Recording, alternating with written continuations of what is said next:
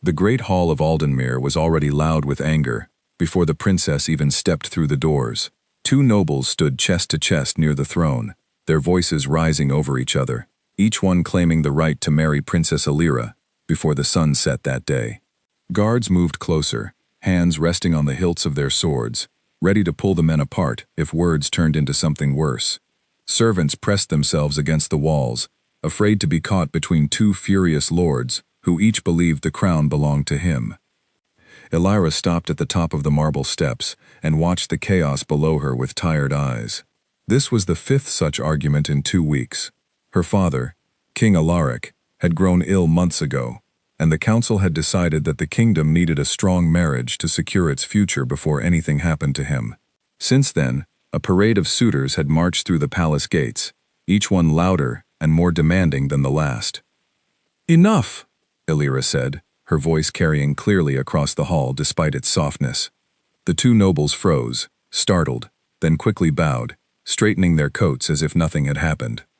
She looked at them both with an expression that was not quite anger, but something colder, disappointment. "I did not ask either of you to fight for my hand," she said. "I asked for men who could lead beside me, not men who cannot control themselves in my own hall." Neither noble answered. One of them, Lord Percival, opened his mouth to explain himself, but Alira had already turned away, walking toward the tall windows that overlooked the palace stables. She needed air. She needed quiet. The kind of quiet that seemed impossible inside these walls, filled with ambition and noise. She found herself outside minutes later, her long blue cloak trailing over the cobblestones as she walked past the training yards toward the stables, where the horses were kept. It was there, almost every day for the past month, that she had noticed him. A young man who worked with the horses, who spoke rarely, and who never once looked at her the way the others did, like she was a prize to be won. His name was Ronan. He was tall, with dark hair that fell just above his eyes, and hands that were rough from years of hard work.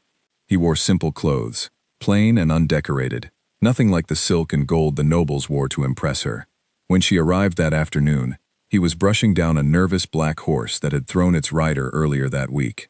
The animal calmed almost instantly under his steady hands, its ears relaxing, its breathing slowing.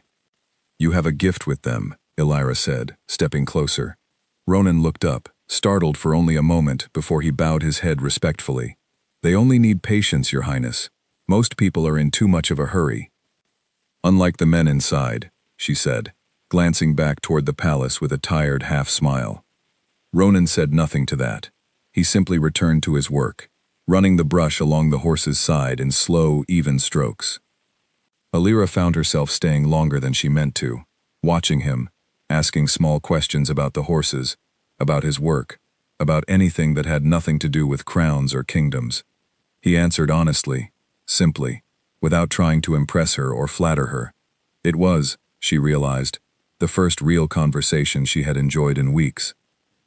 That night, in the privacy of her chambers, she sat with her advisor, an older woman named Beatrice who had served the royal family for decades. Beatrice poured tea and waited for Alira to speak, sensing that something was troubling the young princess. "I am tired of pretending to consider men I already know I could never respect," Alira finally said. "The council grows anxious," Beatrice replied gently. "Your father's health worsens. They want an answer soon." Alira turned her cup slowly in her hands. "What if I already have one?" Beatrice raised an eyebrow, waiting. "There is a man in the stables," Alira said. "Ronan. He is quiet. He does not boast. He does not try to win me with gold or titles. I feel more at ease in 5 minutes with him than I do in 5 hours with any noble who has asked for my hand." Beatrice set down her own cup carefully. "Alira, he is a servant. The council will never accept it. They fear the kingdom needs strength on the throne, not tenderness." "Then let them see that strength does not always shout," Alira said, her voice firm now, decided. "I have watched loud men my whole life promise the world and deliver nothing. I would rather choose a quiet man whose word I trust than a proud one whose ambition I fear." The following morning, Alira stood before her father's council and announced her decision. The room fell into stunned silence, followed quickly by a wave of protest. Lords argued that a stable hand had no place beside a future queen. that the kingdom would lose respect among its neighbors, that alliances built through careful negotiation over months would collapse overnight. Elira listened to every objection without flinching. When the room finally quieted, exhausted from arguing against a decision she would not change, she spoke calmly. I am not choosing him for his title, because he has none. I am choosing him because he has never once asked me for anything. Every other man in this room has asked me for land, for power, for influence. Ronan has asked me for nothing but honesty. I find that more valuable than any crown. King Alaric, weak but still present for the discussion, watched his daughter with something like pride in his tired eyes. He said little, but when the council pressed him for his opinion, he simply said, "She has chosen with her heart and her mind together. That is rare. Let her have it." And so, within 2 weeks, preparations began for a wedding that shocked the kingdom of Aldenmere. Word spread quickly beyond the palace walls, into the villages, into the markets, into neighboring kingdoms. The princess who could have had any lord, any prince, any wealthy merchant's son, had instead chosen a quiet stable hand, with no family name worth mentioning. Ronan himself seemed almost uncomfortable with the attention. When Elira told him of her decision, standing with him once again near the stables under a darkening evening sky, he did not react the way she expected. There was no excitement, no disbelief, no rush of gratitude. Instead, his expression grew serious, almost cautious. "You do not know what you are choosing," he said quietly. Elira tilted her head, confused by the strange weight in his voice. "I am choosing a good man. Isn't that enough?" Ronan looked away for a moment, toward the horizon where the sun was sinking behind the distant hills. Something passed behind his eyes, something old and heavy, though it vanished almost as quickly as it appeared. "It is more than enough," he said finally, his voice softer now. "I only mean that palace life is not what I know. I hope I will not disappoint you." "You already haven't," Elira answered, smiling. What neither of them said aloud, what neither fully understood in that quiet moment beside the stables, was how much history lived inside Ronan's past. Years before Elira had ever met him, before he had ever picked up a horsebrush or worn simple, unremarkable clothes, he had worn something very different. He had carried a blade instead of a brush. He had stood on fields where kingdoms clashed, where entire armies had once feared the sight of him arriving on the battlefield. He had been part of an order, whispered about in old stories, warriors so skilled and so fierce in their discipline that peace itself had followed wherever they marched. That order had vanished years ago, disappearing quietly after the last great war ended, its remaining members scattering across the land, choosing to bury their pasts rather than carry the weight of what they had done. Ronan had been the youngest among them, and some said, the most dangerous, but he had wanted nothing more than silence after the fighting stopped. He wanted ordinary days, small tasks, a life where no one looked at him and saw a weapon. He had found that life in the stables of Aldenmere. And now, standing beside the woman who had chosen him without knowing any of it, he felt something he had not expected to feel again after all those years. Hope, mixed with a quiet fear that his past might one day reach into this fragile happiness and take it away. The wedding took place on a clear morning, 3 weeks later, in the grand courtyard of the palace, beneath banners of blue and gold. Nobles who had objected loudest sat stiffly in their seats, forcing polite smiles as the ceremony began. Villagers gathered outside the palace gates, curious to see the quiet man who had won the heart of their princess. Whispers moved through the crowd, some admiring, some doubtful, all of them curious about what kind of king this humble stranger might become. Elira walked down the aisle in a gown of pale silver, her eyes finding Ronan's the moment she stepped into the courtyard. He stood waiting for her, dressed simply despite the occasion, his expression calm on the surface, though anyone who looked closely might have noticed the slight tension in his shoulders, the alertness in his eyes that never seemed to fully relax, even here, even now. As the priest spoke the ancient words of the ceremony, as rings were exchanged and vows were spoken beneath a bright morning sky, none of the guests gathered in that courtyard understood what kind of man was becoming their future king. To them, he was simply Ronan, the quiet stable hand who had somehow won a princess's heart through patience and honesty. They did not know of the battles he had once fought, or the reputation that still lingered in old soldiers' memories. spoken only in hushed voices around campfires far from the palace walls. They did not know that the calm, humble man standing at the altar had once been feared across entire kingdoms, a warrior whose name alone could end conflicts before they began. Elira did not know it either. She saw only kindness in him, patience, quiet strength of character rather than the physical strength hidden beneath his simple clothes. She believed she had chosen a man free of ambition, free of danger, a peaceful heart to balance her own responsibilities as future queen. She could not have known how wrong that belief truly was, nor how soon the quiet life she imagined for them both would be tested by forces neither of them could yet see approaching from beyond the kingdom's borders. For now, though, there was only the warmth of the morning sun, the sound of cheering crowds, and two hands joining together in a promise neither of them fully understood the weight of. As the ceremony ended, and the new husband and wife turned to face the cheering courtyard, Ronan allowed himself, just for that moment, to believe that perhaps his past could truly stay buried. He held Elira's hand gently in his own, and for the first time in many years, he let himself hope for an ordinary life. But far beyond the palace walls, in lands where old soldiers still remembered his name, word of the wedding was already beginning to travel. And not everyone who heard it would be pleased to learn that the last of the Ashblade warriors had resurfaced, however quietly, however unwillingly, within the walls of a royal palace. The quiet life Ronan hoped for had already, without his knowing it, begun to slip away. Life in the palace settled into a rhythm neither Elira nor Ronan had expected. The whispers from the wedding day slowly faded into background noise, replaced by the everyday business of court life. Elira spent her mornings in meetings with her father's council, learning the details of trade agreements, border disputes, and the careful balance of power between Aldenmere and its neighboring kingdoms. Ronan, meanwhile, found himself in an unfamiliar world of etiquette lessons, formal dinners, and the constant, watchful eyes of nobles who still doubted whether a former stable hand truly belonged among them. He handled it all with the same quiet patience he had once used to calm nervous horses. When lords tried to embarrass him with questions about politics or history meant to expose his lack of noble education, he answered simply and honestly, admitting what he did not know rather than pretending otherwise. Slowly, this honesty began to win over even some of his harshest critics. It was difficult to mock a man who refused to be ashamed of where he came from. Elira found herself falling more deeply for him with each passing week, not because he changed to fit palace life, but because he refused to. He remained exactly who he had always been, steady, calm, unshaken by the noise around him. In the evenings, after long days of council meetings and formal duties, she often found the greatest comfort simply sitting beside him in their private chambers, saying little, simply enjoying the quiet presence of someone who did not want anything from her except her company. Yet even in these peaceful moments, small things began to catch her attention. Little details that did not quite fit the image of a simple stable hand.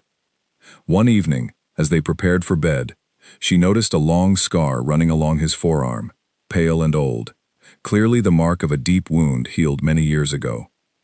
She had seen it before, of course, but had never asked about it, assuming it came from some accident with the horses. "How did you get this?" she asked, running her fingers lightly along the mark. Ronan glanced down at his arm, his expression flickering for just a moment, before settling back into calm. "An old accident," he said simply. "Long before I came to Aldenmere." Elira accepted the answer, though something about the brief hesitation before he spoke stayed with her longer than the scar itself. Another evening, walking together through the palace gardens, a stray dog suddenly bolted from behind a hedge, startling everyone nearby. Before Elira had even fully registered what was happening, Ronan had already moved, stepping smoothly between her and the animal, his body relaxed but ready, his eyes tracking the dog's movement with sharp, practiced awareness. Within seconds, the dog calmed, sniffing curiously at Ronan's outstretched hand, before wandering off, and the entire moment passed as quickly as it began. Elira laughed it off at the time, teasing him gently about his quick reflexes. But later that night, lying awake beside him, she found herself replaying the moment in her mind. The way he had moved had not looked like simple caution. It had looked practiced, almost instinctive, the kind of readiness she had seen before, only among the palace's most experienced guards. She said nothing of it to him, telling herself she was imagining things, searching for mysteries where none existed. Yet the small moments continued to add up. There was the time a training exercise in the courtyard below their window grew rowdy. 2 young guards sparring with wooden swords for the amusement of a gathered crowd. Ronan had been reading quietly by the window, seemingly uninterested, until one of the guards made a clumsy but powerful swing that sent his partner stumbling backward toward a low stone wall. Without a word, without even standing fully from his seat, Ronan's eyes had followed the movement with an intensity that seemed entirely out of place for someone simply watching a friendly match. When the stumbling guard caught himself before falling, Ronan visibly relaxed, returning his attention to his book as though nothing had happened at all. Elira, sitting nearby, had watched him rather than the sparring match, curiosity growing quietly within her. There was also the matter of his sleep. More than once, she had woken beside him in the middle of the night to find him already awake, sitting upright, alert, listening to sounds she could not hear. When she asked if something was wrong, he would simply say it was nothing, that old habits sometimes kept him from resting easily, before gently encouraging her to go back to sleep. Elira began to wonder, quietly, privately, what kind of life Ronan had truly lived before arriving at the stables of Aldenmere. He spoke so rarely of his past that she had never pressed him for details, respecting his privacy the same way he had always respected hers. But the pieces she noticed, scattered here and there across their months together, began forming a picture she could not quite understand.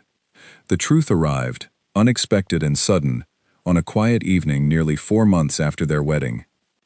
Elira had been walking alone through the eastern hallway of the palace, returning from a late meeting with her father's physicians about his slowly worsening health, when she noticed movement in the shadows near one of the side entrances. A figure, cloaked and moving with careful silence, slipped through a servant's door that should have been locked at this hour. Before she could call for the guards, the figure produced a small blade and moved quickly toward the private hallway that led to the royal sleeping quarters, directly toward the chambers she shared with Ronan. Fear gripped her chest as she hurried after the intruder, though common sense told her to instead run for help. She reached the hallway just in time to see the cloaked figure reach the door of their chambers, only to be met by Ronan himself, who had apparently sensed the danger before the intruder even arrived. What happened next occurred faster than Elira could fully process. Ronan moved with a speed and precision that seemed impossible for the calm, quiet man she had married. He avoided the intruder's first strike effortlessly, stepping to the side with barely any wasted motion, before disarming the attacker with a swift, controlled movement that sent the blade clattering harmlessly to the floor. Within seconds, the intruder was pinned, unable to move, Ronan's grip firm but controlled, careful not to cause serious harm despite the danger the man had posed only moments before. Palace guards arrived quickly after, drawn by the noise, and took the subdued intruder into custody. Ronan stood back, breathing evenly, his expression calm, as though nothing extraordinary had just occurred. Elira, however, stood frozen at the end of the hallway, staring at him with wide eyes, her heart still pounding from what she had witnessed. "Are you hurt?" Ronan asked, immediately moving toward her, concern replacing the calm alertness that had been on his face moments before. "I am fine," Elira managed, though her voice trembled slightly. "Ronan, how did you do that?" He hesitated, just for a moment, before answering. "Instinct, I suppose. Fear does strange things to people." "That was not fear," Elira said, shaking her head slowly. "That was skill. That was training. I have seen the palace guards train for years, and none of them move like that." Ronan's expression grew guarded, though he tried to keep his voice light. "Perhaps I simply got lucky." Elira wanted to believe him. Part of her, the part that loved the quiet, gentle man she had married, wanted desperately to accept his explanation and move past the strange moment entirely. But another part of her, the part trained since childhood to notice details, to read people carefully, refused to let the matter rest so easily. She did not press him further that night, sensing that he was not ready to share whatever truth lay behind his skill. Instead, she simply held him close, grateful he was safe, grateful the intruder had been stopped before any harm could come to either of them. But sleep did not come easily for her that night. Long after Ronan had drifted off beside her, exhausted from the encounter, Elira lay awake, staring at the ceiling, turning over the pieces of the puzzle that had been forming for months. The scar on his arm, his instinctive reactions, his restless nights, and now this, a skill in combat that no simple stable hand should ever possess. The following morning, palace guards questioned the captured intruder extensively, though the man revealed little beyond his own name and a vague admission that he had been hired for the task. When pressed about who had hired him, he grew silent, fear flashing across his face, as though the true danger lay not in the palace dungeon, but in whoever waited beyond its walls should he speak too freely. Elira reported the incident to her father's council, who immediately increased security throughout the palace, doubling the number of guards stationed near the royal chambers. The council members expressed concern, though their questions focused mostly on who might wish harm upon the royal family, rather than on how Ronan had managed to defend himself so effectively. Elira, however, could not stop thinking about that detail.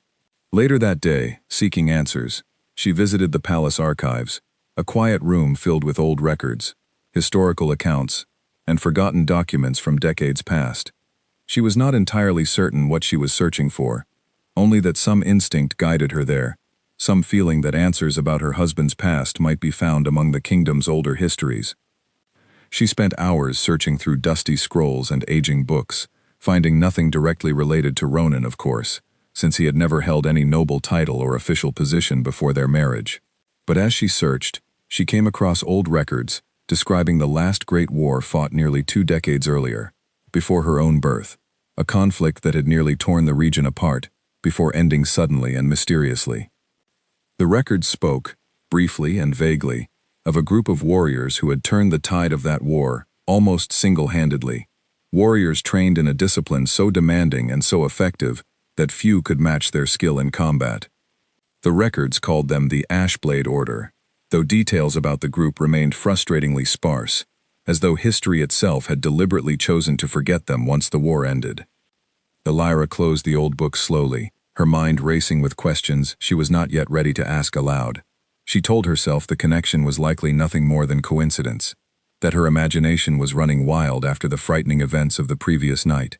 Yet as she made her way back through the quiet palace hallways toward her chambers, she could not shake the growing feeling that the man she had married, the quiet, humble stable hand she believed she understood completely, was hiding a past far larger and far more dangerous than she had ever imagined.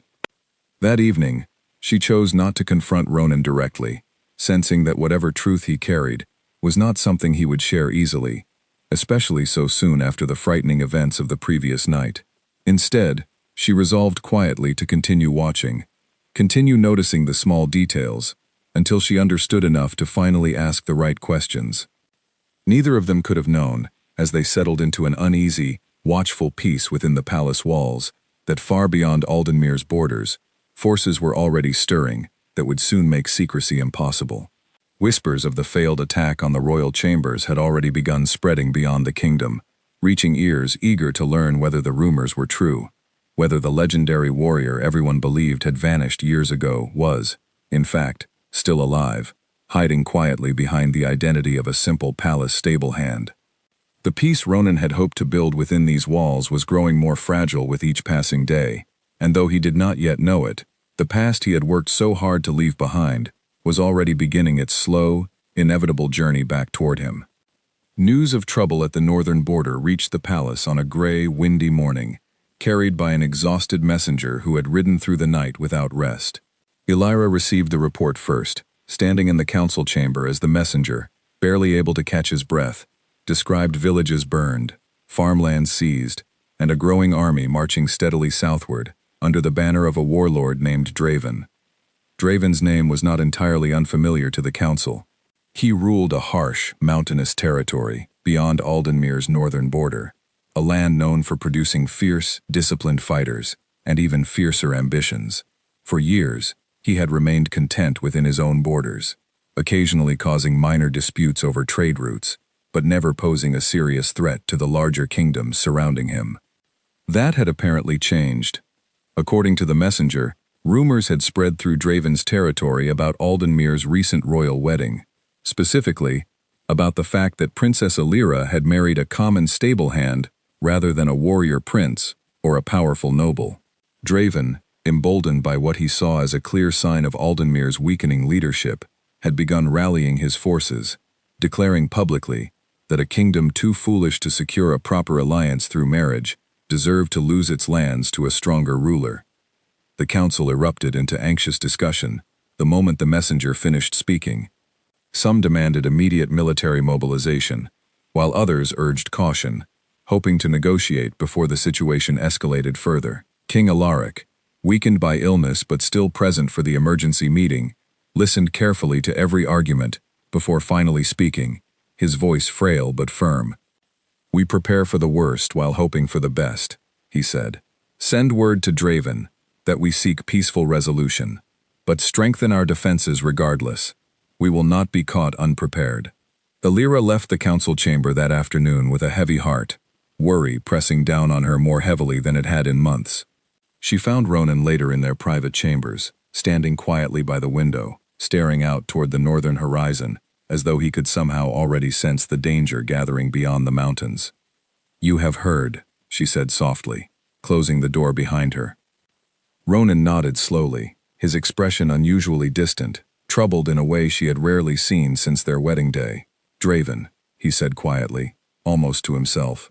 "I had hoped never to hear that name again." Illyra's heart skipped, the careful, quiet suspicions she had been nursing for weeks, suddenly rushing back to the surface. "You know him?"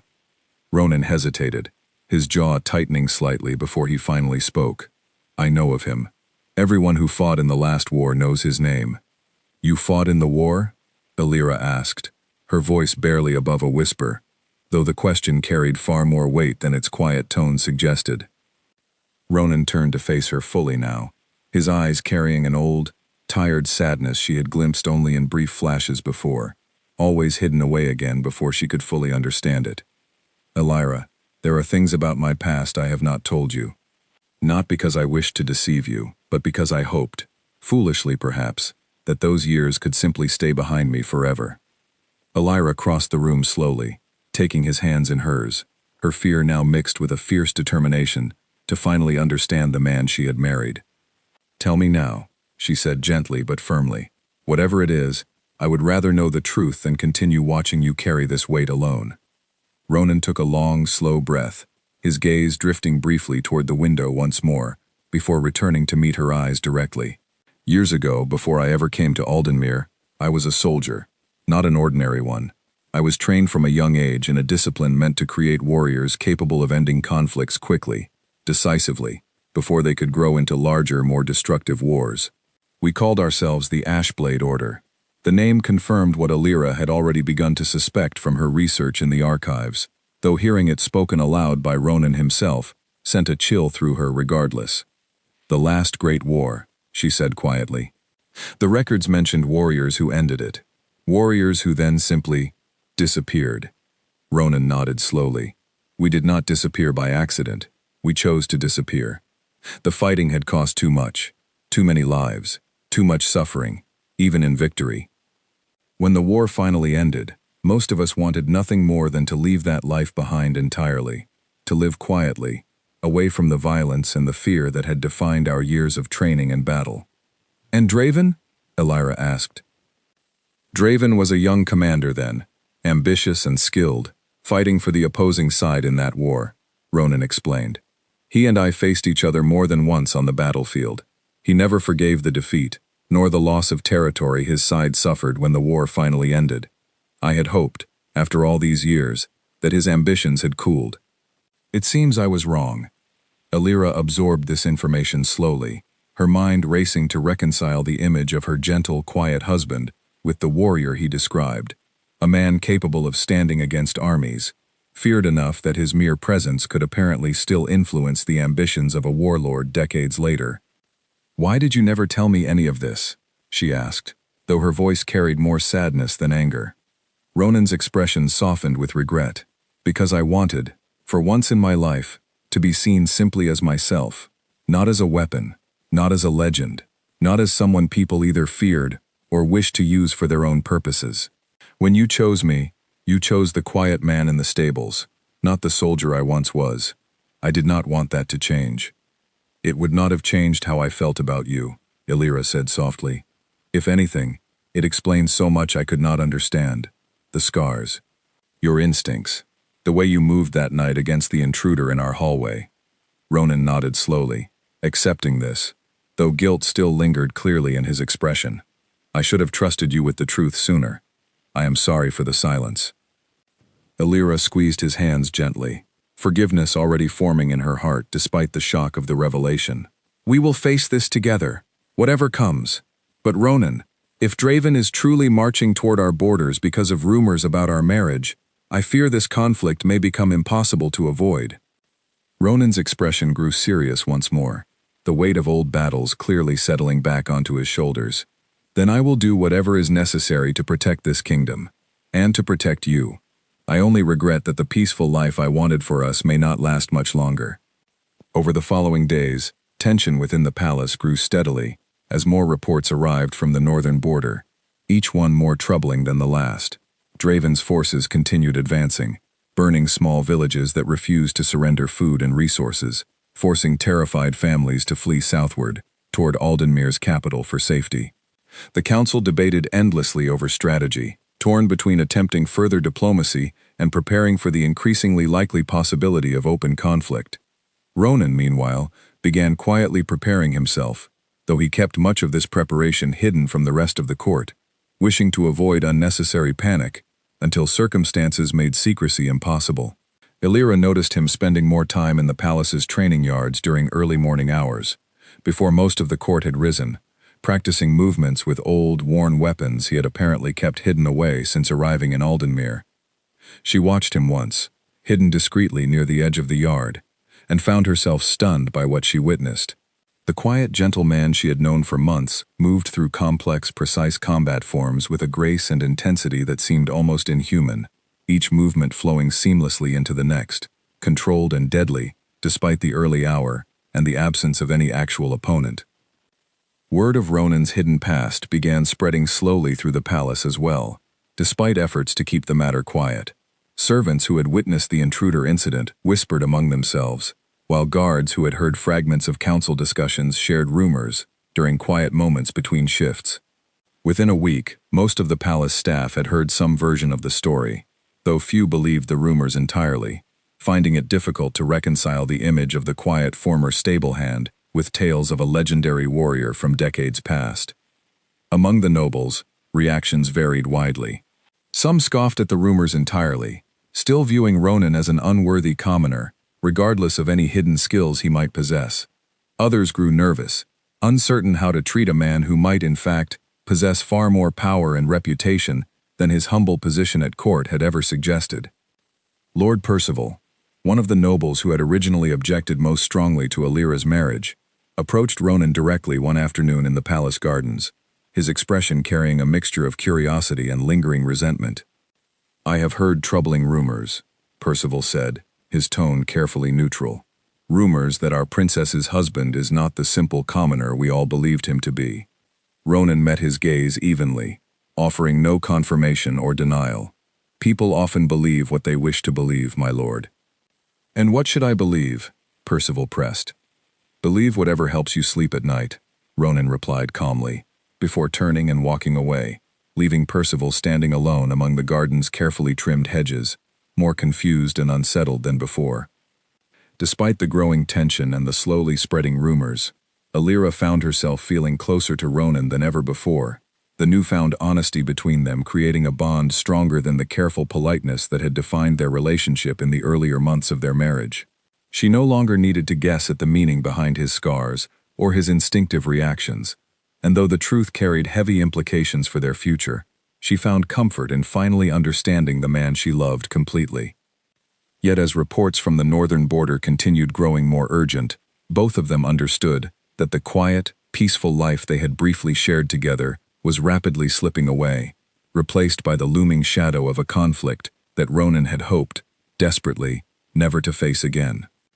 3 weeks after the first reports of Draven's advance, a final message arrived at the palace gates, carried not by a frightened messenger, but by a heavily armed rider wearing Draven's personal colors.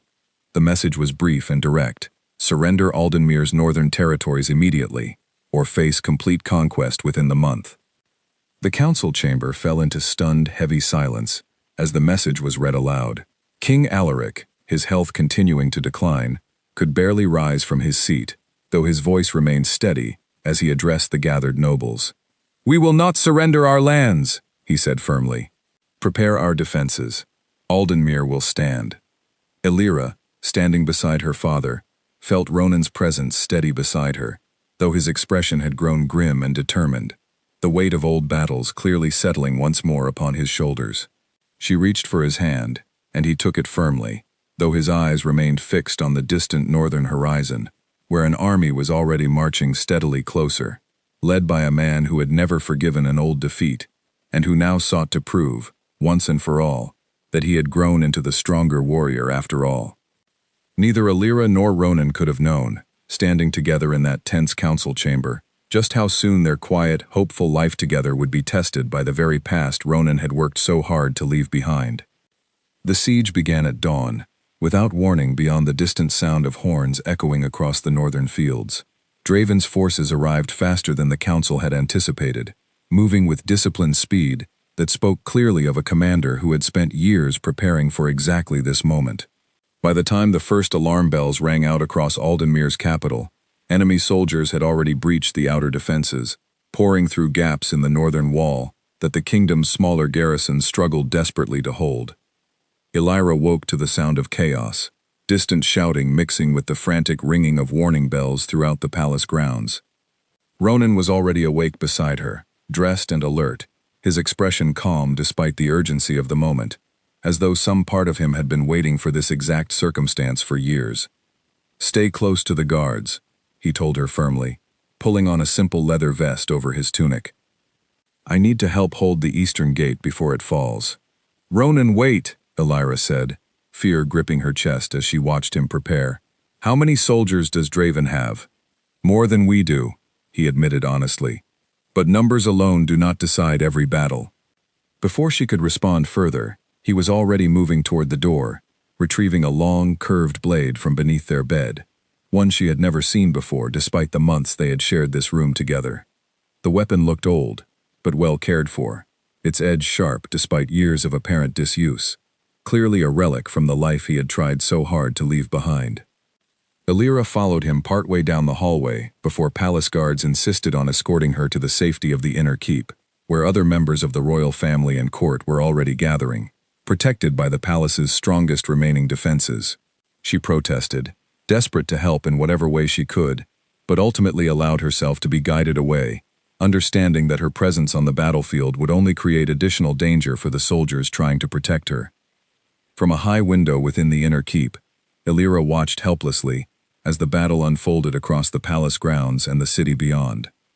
Smoke rose from burning structures near the outer walls, while the clash of steel against steel echoed constantly through the air, mixed with shouts and cries that made her stomach twist with fear for Ronan's safety. She caught glimpses of him occasionally through the chaos, moving through the fighting with a speed and precision that seemed almost impossible to believe. He fought not with wild aggression, but with careful, controlled movements, disarming opponents efficiently rather than causing unnecessary harm whenever possible, though the desperate intensity of the battle sometimes left him little choice but to fight with everything he possessed, to protect the soldiers and civilians relying on him. Word spread quickly among Aldenmere's defenders about who exactly was fighting alongside them. Soldiers who moments before had doubted the rumors about their princess's husband now found themselves rallying around him, drawing courage and confidence from his presence on the battlefield. Wherever Ronan moved, the tide of fighting seemed to shift, enemy soldiers hesitating or retreating entirely rather than facing him directly, while Aldenmere's own forces fought with renewed determination, inspired by the sight of a legendary warrior fighting beside them. Draven himself arrived at the front lines several hours into the siege, having heard reports from his own soldiers about the unexpected resistance they faced near the eastern gate. He rode forward on a powerful black warhorse, his expression carrying equal parts curiosity and grim determination as he finally laid eyes on the man responsible for turning his carefully planned assault into a desperate struggle. "Ronan," Draven called out, his voice carrying clearly across the momentarily quieting battlefield as soldiers on both sides instinctively created space around the two men. I had heard the rumors, but I confess I did not believe them until now. Ronan lowered his blade slightly, though his stance remained ready, alert. Draven, I had hoped never to see you again. And yet here we are, Draven replied, dismounting slowly from his horse. I always wondered what became of you after the war ended. I never imagined I would find you hiding among horses in a quiet palace stable. I was not hiding, Ronan said calmly. I was living, something I suspect you have forgotten how to do. Draven's expression hardened at this, old resentment clearly resurfacing. You ended the war before I could finish what I started. I have spent years preparing to correct that mistake. The war ended because enough people had already died, Ronan replied evenly. Continuing this conflict will only add more names to that count. Withdraw your forces, Draven. This does not need to end in further bloodshed. It ends, Draven said firmly, drawing his own weapon, a heavy, curved sword clearly built for devastating strikes, when I finally prove I am the stronger warrior. The two men faced each other across the battlefield, soldiers from both sides watching in tense silence, as old rivals prepared to settle a score that had lingered unresolved for nearly 2 decades. Elira, watching helplessly from her distant window, felt her heart pounding painfully as she recognized the seriousness of what was about to unfold. The duel that followed tested every ounce of skill both men possessed. Draven fought with raw power and aggressive determination, each strike carrying enough force to shatter lesser defenses, while Ronan relied instead on precise, controlled movements, conserving his energy carefully, waiting patiently for openings, rather than matching Draven's reckless intensity directly. The fighting stretched on, neither man gaining a clear advantage for what felt like an agonizingly long time to those watching from the surrounding battlefield. Draven's attacks grew increasingly desperate, as his stamina began to fade, frustration clearly building, as his most powerful strikes continued failing to find their mark against Ronan's careful, disciplined defense. Finally, sensing the moment he had been patiently waiting for, Ronan moved with sudden, decisive speed, stepping inside Draven's next powerful swing rather than retreating from it. In one swift, controlled motion, he disarmed his opponent entirely, Draven's heavy sword clattering uselessly to the ground, as Ronan's own blade came to rest firmly against his old rival's throat. The battlefield fell completely silent, both armies watching breathlessly, as the outcome of the duel became suddenly, undeniably clear. Yield, Ronan said quietly, his voice carrying clearly despite its softness. This conflict ends now. Draven stood frozen for a long moment, pride warring visibly with the reality of his defeat. Finally, his shoulders sagged slightly, years of ambition crumbling in an instant, as he raised his hands slowly in surrender. I yield, he said, his voice heavy with exhaustion and old resentment finally beginning to fade. Cheers erupted from Aldenmir's soldiers as word of the surrender spread quickly across the battlefield, while Draven's own forces, seeing their commander defeated and disarmed, began lowering their weapons as well, relief clearly visible on many of their faces, despite their earlier aggressive posturing. Within the hour, Draven's remaining forces had begun withdrawing entirely from Aldenmir's territory, their commander riding silently at the rear of the retreat, defeated not through overwhelming force, but through the simple, undeniable truth that Ronan had spoken earlier in their conversation. Continuing the conflict would have accomplished nothing, except further unnecessary loss on both sides. Elira rushed from the inner keep the moment she received word that the fighting had ended, hurrying through the palace grounds until she finally found Ronan standing near the eastern gate, exhausted but unharmed, surrounded by grateful soldiers offering their thanks and admiration. She pushed through the small crowd without hesitation, throwing her arms around him despite the dirt and sweat covering his simple armor. He held her close immediately, relief clearly washing over him as well, now that the danger had finally passed. You saved the kingdom, she said softly, her voice thick with emotion. We saved the kingdom, Ronan corrected gently. Every soldier who stood and fought today deserves that credit as much as I do. Around them, word continued spreading rapidly through the crowd and beyond, into the city itself, carrying the incredible news of what had happened at the eastern gate. The quiet stable hand who had married their princess, the man many had dismissed and doubted for months, had revealed himself to be exactly the legendary warrior whispered about in old stories, the last of the Ashblade Order, and the reason their kingdom now stood safe rather than conquered. As evening fell over Aldenmere, the palace slowly began settling from the chaos of the day into an atmosphere of relieved, exhausted celebration. Yet even amid the relief and gratitude surrounding them, Illyra could sense a new uncertainty lingering beneath Ronan's calm exterior, a quiet worry about what this revelation might mean for the peaceful life they had once hoped to share together. The truth was no longer hidden, and though the immediate danger had passed, both of them understood that nothing about their lives within the palace walls would ever be quite the same again. In the days following the battle, the palace buzzed with a strange mixture of relief and lingering disbelief. Soldiers who had fought beside Ronan spoke of his skill with something bordering on awe, while nobles who had once dismissed him as unworthy now found themselves treating him with a cautious, uncertain respect they had never expected to offer.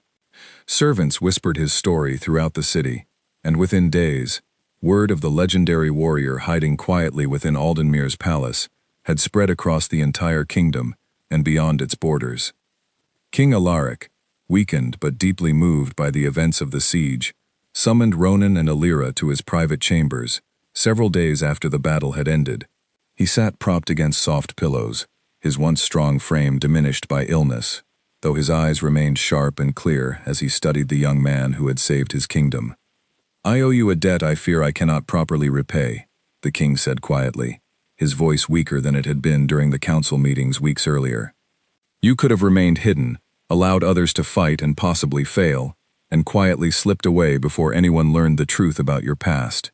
Instead, you chose to stand and protect a kingdom that was never truly yours to protect." "It became mine the moment I married Illyra," Ronan replied simply.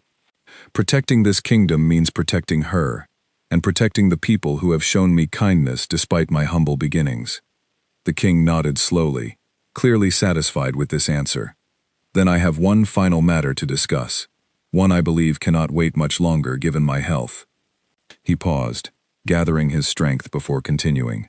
"I wish to formally name you as my successor alongside Illyra, ensuring that when I am gone, you both rule together as king and queen of Aldenmere." Ronan appeared genuinely surprised by this announcement, glancing briefly toward Illyra before responding carefully. "Your Majesty, I never sought a crown. I only wished to protect your daughter and this kingdom." "Which is precisely why you deserve one," King Alaric replied, a faint smile crossing his tired features. "Ambition alone does not make a good ruler. Character does. You have proven, both through your quiet years serving this kingdom without recognition, and through your courage when danger finally arrived, that you possess exactly the character this kingdom needs in its next ruler." Illyra reached for Ronan's hand, squeezing it gently, silently encouraging him to accept the honor her father was offering. After a long moment of consideration, Ronan finally nodded, bowing his head respectfully toward the king. "Then I accept," he said quietly, "not for the title itself, but for the chance to continue protecting this kingdom and its people, alongside Illyra." The formal coronation ceremony took place 3 weeks later, once preparations could be properly arranged and King Alaric's health allowed him enough strength to attend the event himself. The palace courtyard, the same space where Illyra and Ronan had married months earlier, filled once again with nobles, soldiers, and common citizens eager to witness the historic moment. This time, however, the atmosphere carried none of the doubt and quiet resentment that had lingered during their wedding ceremony. Instead, genuine excitement and admiration filled the crowd as Ronan and Illyra walked together toward the throne, prepared to accept their new roles as king and queen of Aldenmere. Lord Percival, once among the harshest critics of their marriage, stood near the front of the gathered crowd, watching with an expression that had shifted entirely from resentment to genuine respect. When the ceremony concluded, and Ronan officially accepted his crown, Percival was among the first to step forward, bowing deeply. "I misjudged you greatly, Your Majesty," he said quietly. "I hope you can forgive my earlier doubts." "There is nothing to forgive," Ronan replied graciously. "You judged based on what you could see. I simply hope that what you have witnessed since has changed your understanding." "It has," Percival confirmed, offering a genuine respectful smile before stepping back into the crowd. As the celebration continued throughout the day and into the evening, Illyra found a quiet moment alone with Ronan, away from the noise and excitement of the ongoing festivities. They stood together near the same stables where their story had first begun months earlier, the familiar scent of hay and horses grounding them both amid the whirlwind of recent events. Do you regret it? Illyra asked softly. Having your past revealed this way, becoming king when you only ever wanted a quiet life? Ronan considered the question carefully before answering, his gaze drifting briefly toward the horses resting peacefully in their stalls nearby. I regret that I hid the truth from you for as long as I did. I regret the danger that came before I finally trusted you completely with my past.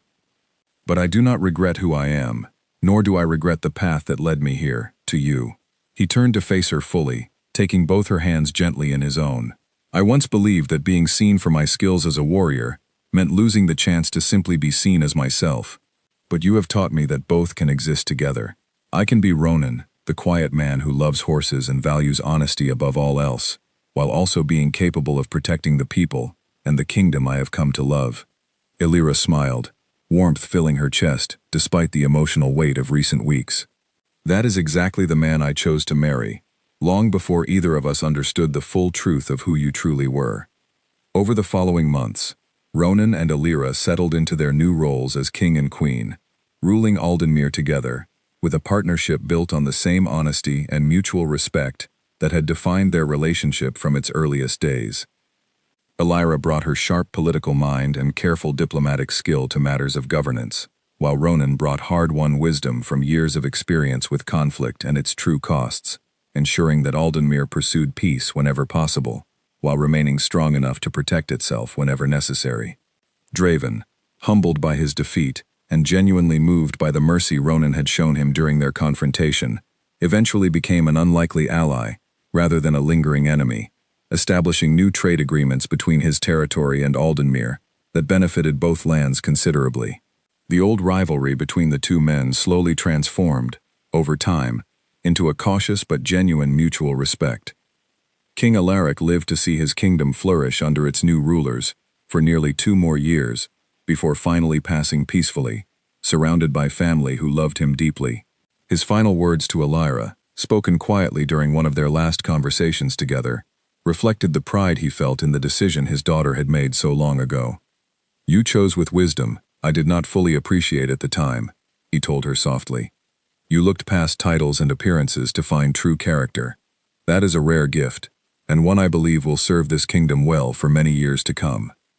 Years later, Aldenmere remained known throughout the region, not only for its strength and stability, but for the remarkable story of its rulers, a princess who had chosen love and honesty over ambition and status, and a quiet warrior who had finally found the peaceful life he had always hoped for, not by hiding his past, but by learning to embrace it fully, alongside the woman who had loved him before she ever understood exactly who he truly was.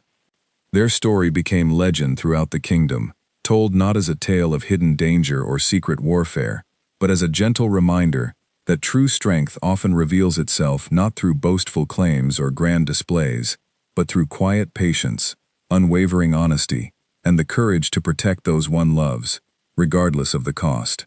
And though Ronan had once believed that revealing his true identity would destroy the peaceful life he cherished, he discovered instead that being fully known and fully loved, exactly as he was, brought him a happiness far greater than any peace he could have found in hiding.